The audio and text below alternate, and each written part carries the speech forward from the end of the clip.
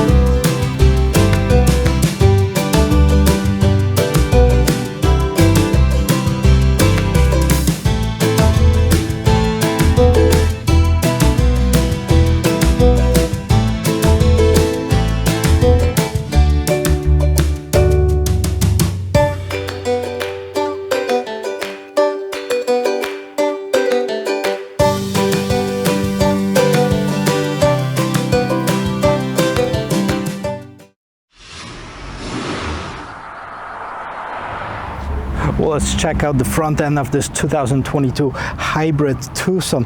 Well, just like on the Limited, you can see those pretty cool fully LED daytime running lights. Those are the 4 triangles in here. Part of that grille, if they're off, you won't even know that these are the lights. When they're illuminated like right now, I hope you can see it, but really at night that makes a huge difference. Now the blinkers are right here, LED blinkers, and then the reflector lights right here. Now you can also see fully LED lights standard on this vehicle. Those are the regular high beam, low beams right here. What's cool about it too, that they're housed into this air intake. Basically this is open. It allows for air to get into the wheel wells to help with the cooling. Now all this grille, even though it looks like very massive, it's open. There's a lot of space to let the air through. That same true is for the bottom of it. Now you can see those 2 trims, light gray, dark gray in here, so that's pretty cool. Huge Hyundai logo in here. Love this Amazon gray color. This is the color, the name of the color on this particular one. And if you look at the hood, very nice and clean design. It's got this little bit of an indentation right in the middle of here. 2 body lines right here. 2 body lines that start off something that continues on the side of this vehicle. We're going to take a look at, right after we take a look at the heart of it, the engine, the new hybrid, 38 miles per gallon. That's pretty exciting. Let's pop it open. Let's see what it looks like. All right, so in the heart of this hybrid, you can see that there is a regular combustion engine paired with the electric motor. So let's start with the combustion engine, 1.6 liter, turbocharged, 180 horsepower, 195 pound-feet of torque. Okay, adding to it, we have the electric motor. The power output is about 59 horsepower and 195 pound-feet of torque combined. So that gives you 226 horsepower of combined output. That's definitely a lot more than just a standard 1.6 liter engine. H-Track is standard on this vehicle, and it's paired with a 6-speed automatic transmission with Shiftronic. That's standard in all those vehicles. Well, this looks pretty cool. Still don't like the prop stick, but you know, in this class, in this price range, you don't get many of the hydraulic struts. So on the side of this vehicle, you can see a lot of different geometric shapes. Now, when I mentioned to you that these body lines right on the hood, they start over there, they continue and they go inside of here, shaping this triangle. Then there's another triangle that opens up in here, and then another one in the bottom. So, I mean, Definitely not boring, kind of takes a little bit of getting used to, but that's the same kind of thing as Hyundai did on their Elantra. Well, the Santa Fe and the Palisades are a lot smoother, so whichever you like. I mean, as far as the color, love that Amazon gray. I love the combination, even with the regular gray cladding alongside above the wheel wells at the bottom of this vehicle. Now, standard are 17-inch aluminum wheels, and this is what you get right here. This is also the special design for the hybrid model. 235/65 on the tire, 17-inch rim. Now it does have the keyless entry. It also does have the push button start, so all you have to do is lock and unlock. You can see the blinkers blinking right here. I had those on, and this is how you open and close this. The other pretty interesting design element right on top of here is this trim that goes above the windows, this aluminum trim. It ends in here. That's not only on the hybrids, that's all the Hyundai models. And they come standard equipped with this roof raise, black roof rails in here. Backside basically identical to the Limited that we looked at. I mean, you do have this LED brake lights right here, shark fin antenna right on top of it. Love that the windshield wiper or the window wiper is right underneath here, hides from the element. The Hyundai logo is kind of behind that glass or maybe the plastic piece right here, so it's protected as well. The lights, 4 LED lights right here. Also the strip right here, you can see it's illuminated right there. Also you can see the rear view camera is right here. Tucson blue. The only non-LED lights are the turn signals. You can see them blinking. This is the regular incandescent turn signal. It's an H-track hybrid, comes standard only with the all-wheel drive system. It is also about 1 inch higher than the two-wheel drive, the front-wheel drive version. I like the simple design of it. It does have this kind of imitated skid plate right in the back. Of course, no exhaust is visible from here. And then you can see tailgate button release. So this is a brand new car, so some people would be looking right here, and that's actually right at the bottom. It's not a power gate, so you can use your muscle to open it up. And as you can see, I got my equipment in here, but let me show you inside. Let's see how much room there is in here. I guess tons of room. It's a two-row vehicle. Behind the second row seat, 38 cubic feet of storage. That's more than, like, let's say you get on the Murano, which is technically a bigger vehicle. Now, nice size storage compartment underneath the floor in here, and that's where that cargo cover is right here as well. Okay, this is the only, by the way, this is the only additional equipment that you get on this particular one. I'm going to list it all in the description of this video. What I like about it, even though it's a base model, they even thought about having the release for the seats. Now, I done a Volvo not too long ago, and you actually have to lean forward to get those seats down. This one, boom, it's done. Okay, now I'd have to push them down or move the front seats forward a little bit, but you get an idea. You have quite a bit of storage inside of this back area. 12-volt outlet in here, and let's move on to the second row seat. Well, guys, I gotta tell you, Hyundai really did a nice job as far as designing the space inside of this thing. It's got tons of room in the back, 38 cubic feet. Now, look at this. I'm 6 feet tall. I have plenty of room between my knees and the front seat, which means that 4 6-foot adults can comfortably sit in here. The fifth one, not as much, but tons of room, tons of headroom. I have several inches above my head, nice shoulder room. The interior, well, let me show you how the interior looks like right in here. Okay, so here's what you get with the base model. I mean, you do have different colors right on the door panel in here. You can see the combination of the light gray, dark gray, black, a little bit of the shiny black trim right in here. Now, as far as the interior, tons of room in here. I gotta tell you, the seats, the fabric on the seats seems a little bit rough, but it also seems durable. So I'm not sure. It might be a trade-off. Say, hey, you want durable or you want plush? And right in the middle here, you do have this armrest with an additional cup holders in here. In the middle, you do have vents for your air conditioning and heating, and you do have your regular USB ports in here. A little bit of a bump in the middle just because it is a all-wheel drive vehicle, so you'll have that. And then let's move on. Let's see where the magic happens. Okay, let's listen to the sound of the closing doors, and that's a pretty nice and solid thump in here. So front doors, same thing, hard plastic, different colors. I mean, I don't mind it. This is what you get with the base vehicle right here. Let me jump in because there's a little bit different than that limited version I looked at. But before I do, first of all, standard are the driver power seat. So you do have power adjustments on the driver's seat. You do have this pretty cool storage compartment right on both sides, on the driver and passenger side on here. So now let me jump in and I'll check out the interior of this base Tucson Hybrid Blue. I gotta tell you, I like it. I mean, even though the quality of that hard plastic might be questionable, but that's what you should expect in its class of a vehicle. Now the top of it is a soft plastic. You can see the big speaker right here. You can see a little bit of the texture plastic trim here, and then this is a different color, kind of this beige gray color, kind of breaks up that grayness and blackness in here. Now you do have the smaller screen. This is an 8-inch screen versus the 10.25-inch screen, and you don't have the digital instrument cluster. But let's start with the steering wheel. You still have this multifunctional steering wheel. On the left hand side, you can see right here that that's where you control the volume, that's where you control the different modes of the radio. You can also pick up the phone and do the voice control of the engine.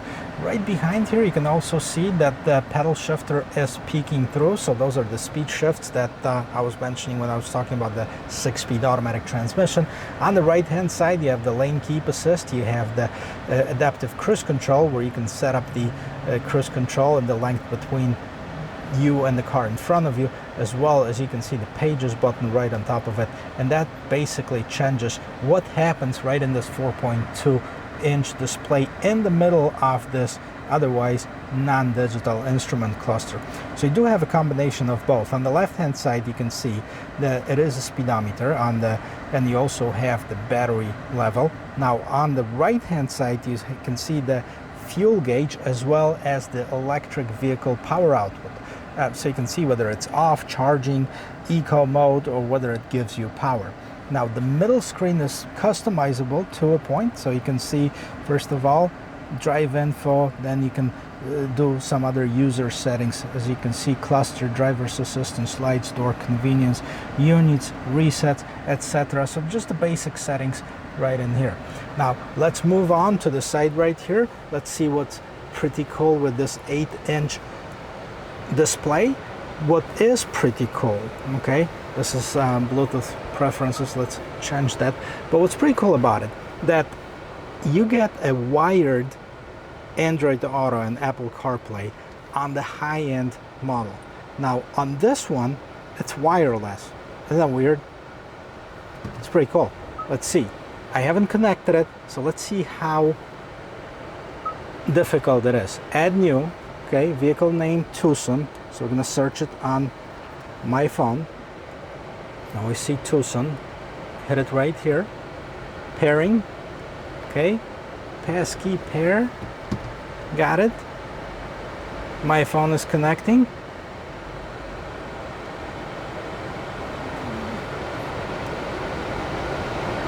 This is the first time I'm setting this up, so I'm not gonna let him use my contacts because I don't want to really use the full features on it. Just want to set it up like here.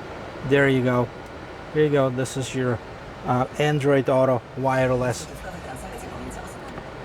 connection, super quick. Okay, it's nice, visible. Could be a little bit bigger if you ask me, but that's the base version. That's what you get. Now what you get standard is your radio stations. You do have the XM, FM, and AM. You have different media, so you can select, like let's say, your phone and see what's playing there. I'm gonna turn that off. You have your custom button, favorite button, and then you can seek, track, setup, tune, file. That's on the other side. Okay, let's go back to the main screen and let's see what we have in the main menu. So you have your radio, all menus, phone, Blue Link, radio, media, Android Auto, voice memo, hybrid. Let's see what's in the hybrid settings, okay? So average fuel economy, it says 10.5 miles per gallon. Now it's a brand new car, it's got 11 miles and it's probably been idling for a long time. So this is the first time that it's used. Right now you can see that the engine is running, the battery is charging. Right here you have this little charge signal or sign right here, so the electric motor uses at 0 right now. All right, when we're going to start driving it, it does have this regenerative charging, so we'll see how that works. At the bottom of here, even in the base version of this Tucson, you do have a automatic climate control, which is pretty cool and self-explanatory as well. You do have your buttons for auto, off, drivers only. This is pretty cool. Turns off all the other fans, just blows in your face like if you're a driver.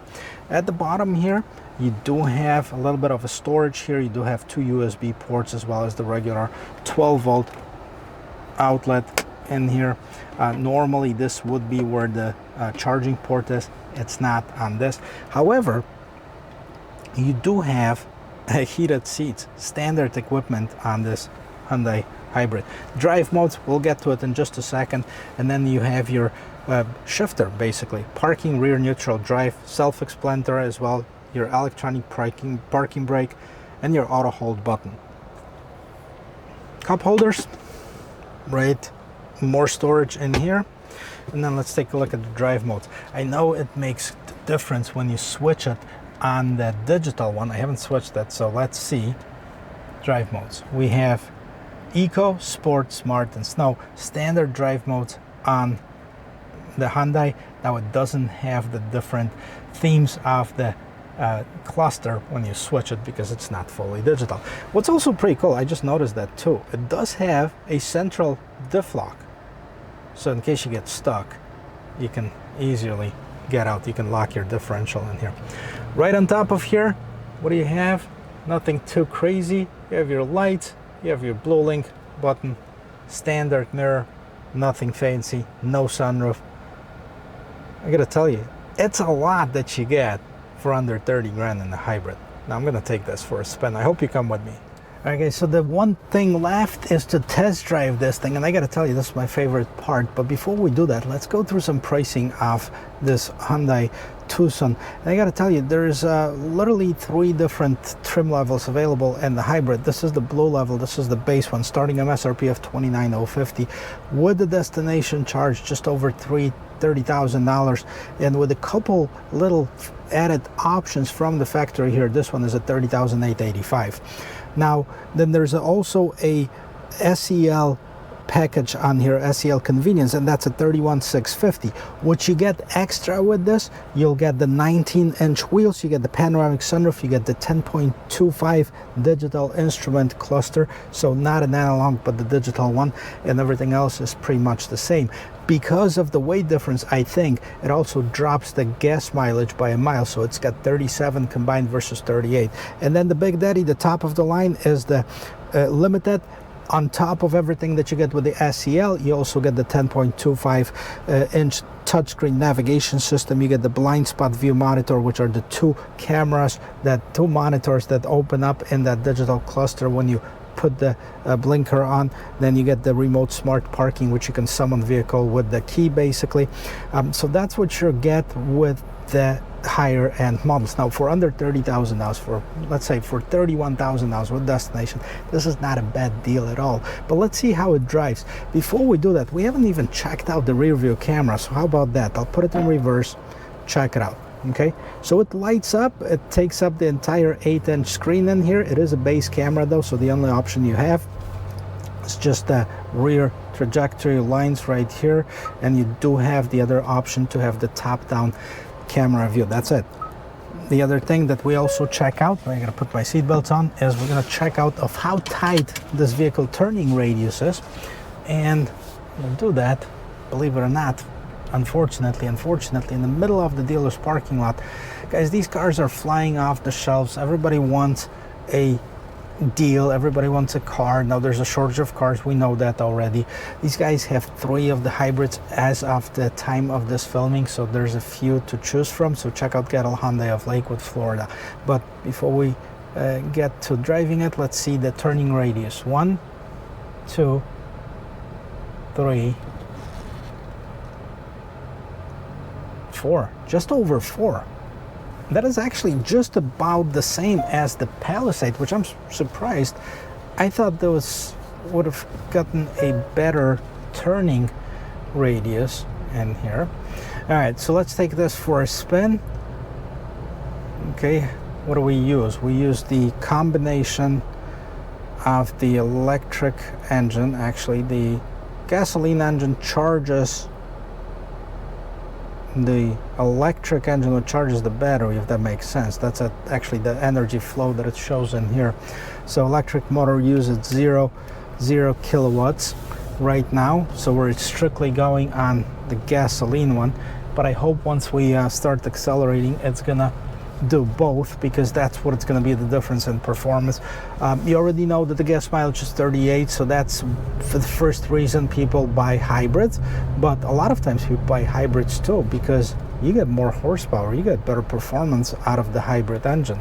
A lot of race cars, Formula One cars, they have a hybrid, certain type of hybrid technology put in there. Acura NSX, you know, which is one of the supercars, as a hybrid technology, plus a lot of other ones. So I mean, this is something both for efficiency and performance. Just from driving in here, I gotta tell you, I like the visibility of it, I like the feel, I like the quietness. Even though it's not in the fully electric mode, it is in actually a full combustion mode based on this 4.4 kilowatt. That's what it used just probably when I accelerated. So we'll see if that changes a little bit. But let's take a moment while I'm standing in here. Visibility, great visibility of this vehicle. It really is. I mean, no obstructions, tons of room too.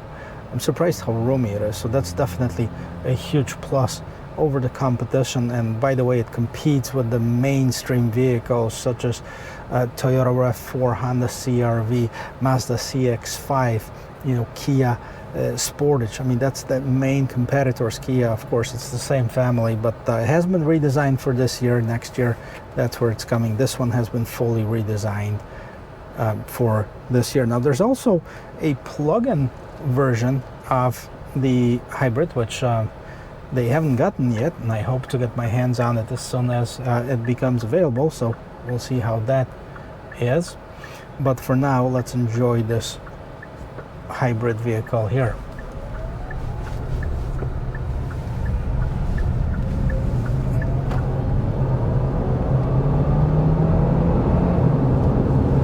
I gotta tell you, on paper, the 0 to 60 is somewhere in the mid 6 seconds, and it certainly feels it. Certainly feels more peppy, more powerful than the regular Hyundai Tucson, and either of the engine versions that are available, either the 1.6 or the 2.5 liter engine that are both available. And definitely you can feel that 226 horsepower and 195 torque. All-wheel drive, feels solid on the road, feels steady. I like it, I really do. I think this is the way to go. If you're looking at the Tucson, take a look at a hybrid, because it's a really both efficiency and performance. You can't go wrong with that. Even if you're looking at the best base model, I mean, the wireless Android Auto or Apple CarPlay for whichever phone you use, I mean, it displays right on the screen, easy connection. You've seen me do that in, you know, a minute or less. Quiet ride. Great warranty, which is, by the way, that's definitely worth mentioning too. As with any Hyundais, you still get the 7 years or 10 years, 100,000 miles powertrain warranty. You get 100,000 miles on the battery warranty. You get the 5 years, 60,000 miles train warranty. And if you buy it now, you still get the 3 years, 36,000 miles maintenance included. So for 3 years, basically, you don't have to worry about it. The standard scheduled maintenance is included Of course, that's, you know, your oil changes and stuff like this. I don't think it includes the brakes and tires. I doubt it. It will, but still, you know, it's better than, you know, the other competition. Well, let's flip it around. And what I'm going to do is I'm going to just see acceleration from the full stop. Okay, even though the turning radius was not as great as some of the other ones, I'm going to put it. We're in the sport mode right now, and let's hit it.